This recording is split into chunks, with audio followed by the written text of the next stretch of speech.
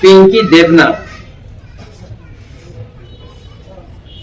প্রশ্নটা কালকে ছিল। প্রভু আমার প্রণতি গ্রহণ করবেন।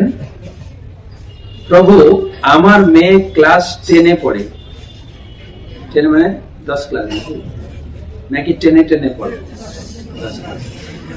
একাদশী করে, কিন্তু ও টিউশনে যায় বলে আমি ওকে 2-3 বার ফল দিয়ে অল্প অল্প করে, বেশি খেতে পারে না।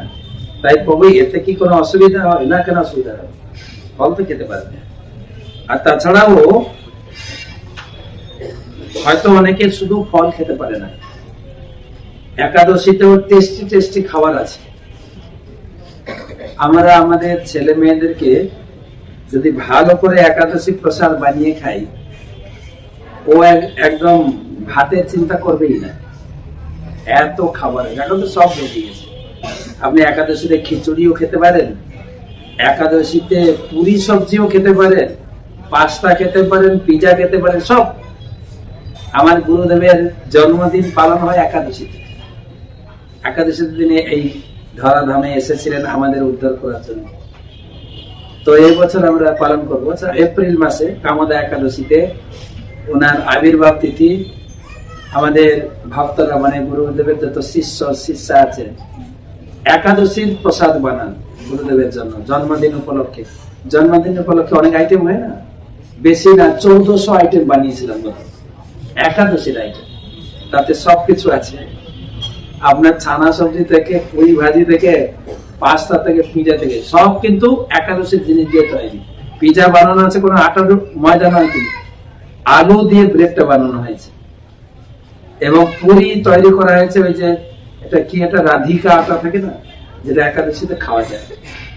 তারপরে সাবুর খিচুড়ি, এত টেস্টি খিচুড়ি। পোলাও, সাবু দিয়ে পোলাও বানাতে পারেন, সুন্দর পনির সবজি বানাতে পারেন, ফুলকপি সবজি বানাতে পারেন, কাঁচকলা আলু পেঁপের সবজি বানাতে পারেন, এঁচড়ের সময় এঁচড় সবজি বানাতে পারেন। কত খাবেন একাদশী। আমরা তো কয়েকদিন আগে একাদশী করলাম ভোলা দ্বীপে। তো একাদশীর কত প্রসাদ, ভিন্ন ভিন্ন আইটেম। ফল খাচ্ছেন, ঠিক আছে, বাচ্চারা যদি ফল আর দুধ খেতে পারে এটা ভালো। তাহলে লোকে যে আমাদেরকে অনেকে অনেক কথা শোনায় না, এই নিরামিষ খাচ্ছ, প্রোটিন পাচ্ছে না বাচ্চারা, রোগ ব্যাধি হলে প্রতিকার করবে কি করে, কিছুই লাগবে না। কিন্তু হাতি কোনোদিন আমিষ খায় না, শক্তি দেখেছেন? আমাদের একটা আঠা আছে, ফেভিকল আঠা, জানি না আমাদের পশ্চিমবঙ্গে তো আছে, বাংলাদেশে আছে কিনা, ফেভিকল আঠা। ওই একবার যদি লাগিয়ে দেওয়া হয় না, ছাড়ানো যায় না। বলিয়ান হাতি লাগিয়ে ছাড়িয়ে দেখানো হচ্ছে যে হাতিও ছাড়াতে পারছে না। সেই হাতি নিরামিষ খায়, কিন্তু সত্যি বলছি, হাতি নিরামিষ খায়, শাক পাতা খায়। তাই শাক পাতা আর যদি বাচ্চারা দুধ ফল খেতে পারে, তাহলে তারা সুস্থ শরীরের সঙ্গে, যারা মাছ মাংস খায় তাদের সঙ্গে টেক্কা দিতে পারবে। ফল খাওয়াটা ভালো। তো যাদের পক্ষে এত ফল টল কেনা সম্ভব না হয়, তাদের জন্য এই ধরনের যে সবজি টবজি বললাম আমরা খেতে পারেন। পরবর্তী প্রশ্ন করেছেন নীলিমা সিং, হুগলি থেকে। হরে কৃষ্ণ মহারাজ, ধন্যবাদ, প্রণাম। আমার মেয়ে ভজন শেখে, আর যার কাছে শেখে সে ভক্ত নয়, তাহলে তার কাছে ভজন শেখাটা কি ঠিক? দারুণ প্রশ্ন তো। তারপরে দেখবেন স্কুলে গিয়ে দেখবেন মাস্টাররাও ভক্ত না, সেখানে কি পড়তে পাঠাবো? আবার চিন্তা করবেন আমার মেয়ে যেখানে চাকরি করে না, সে কোম্পানির লোকও নিরামিষ খায় না, ওখানকার টাকাটা নেব কি? কাজ না হয় করলো, সেই টাকা দিয়ে কি ভগবানের সেবা করব? আরো চিন্তা হতে পারে না? আমরা যে বাজারে শাকসবজি কিনতে যাই, যে শাকসবজি বিক্রি করে সে কি নিরামিষ খায়? কি গো, যখন দোকানে শাকসবজি কিনতে যাবো জিজ্ঞাসা করবো, এই দোকানদার, আমি বৈষ্ণব,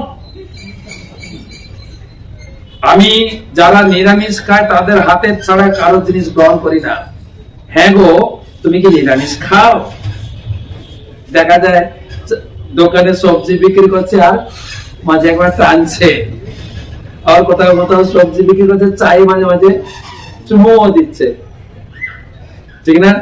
আবার হয়তো দোকানদার না হয় নিরামিষ খায়, আবার খুঁজবেন আচ্ছা এই সবজিটা যে বানিয়েছে কৃষক, সে নিরামিষ খেয়েছে কি?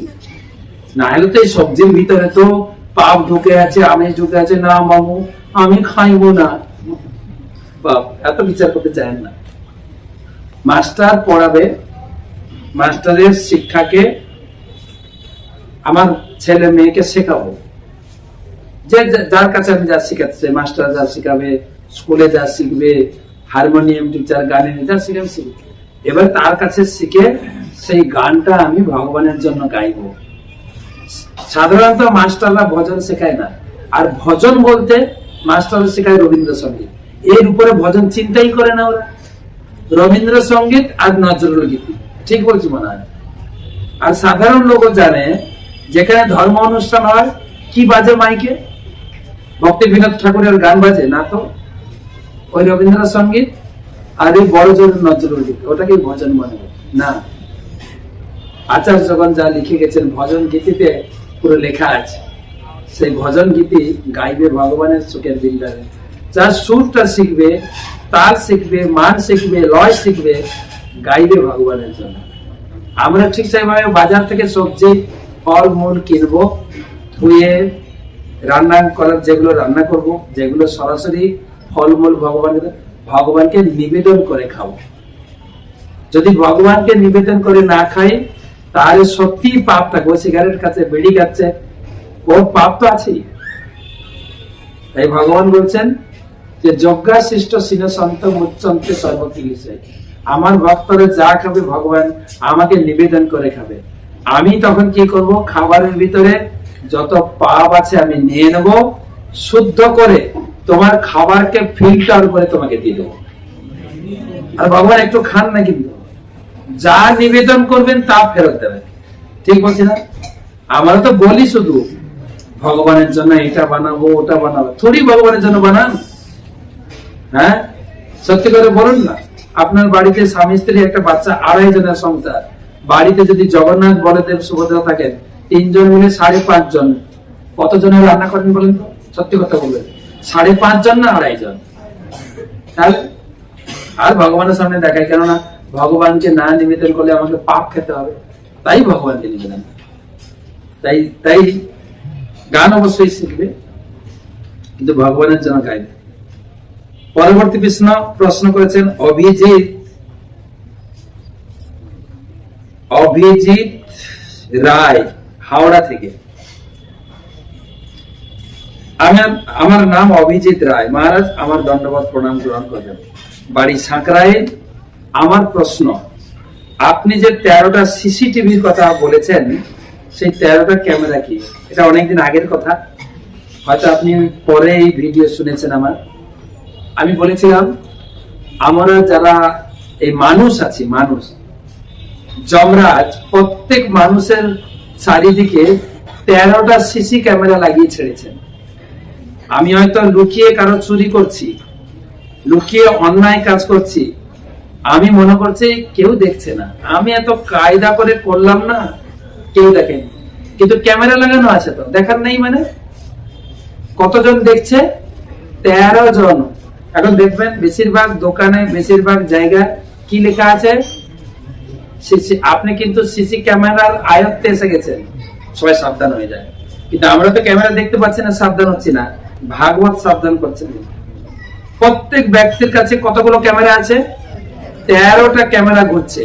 কোথায় যাবেন আপনি? আর ক্যামেরা সেট করেছেন কে জানেন? চিত্রগুপ্ত। চিত্ত মানে হৃদয়। তিনি কোথা থেকে অপারেট করছেন? প্রত্যেকের হৃদয়ে গুপ্ত ভাবে থেকে ওখানে অপারেট করছেন, কোন ক্যামেরা কোথায় ঘুরাচ্ছে। সেই 13টা ক্যামেরা কে কে? ভাগবতমের 6ষ্ঠ স্কন্ধে 1ম অধ্যায় 42 শ্লোকে পাবেন। 6:1-42। সূর্য অগ্নি খং মরুদেব সোম সন্ধ্যা হনি দিশ কঙ্কু স্বয়ং ধর্ম ইতি হেতে দেহস্য সাক্ষী। 13টা ক্যামেরা কি কি? সূর্য একটা ক্যামেরা, আপনাকে ওয়াচ করছেন, আপনি কোথায় যাচ্ছেন। অগ্নি একটা ক্যামেরা, দিনের সূর্য রাত্রে চন্দ্র ক্যামেরা। আকাশ ক্যামেরা, বায়ু ক্যামেরা, দেবতা, চন্দ্র, সন্ধ্যা, দিন, রাত্রি, দিক, জল, পৃথিবী, পরমাত্মা, স্বয়ং স্বয়ং ভগবান পরমাত্মা আমার সঙ্গে আছে। 13টা ক্যামেরা। ধন্যবাদ প্রশ্ন করার জন্য।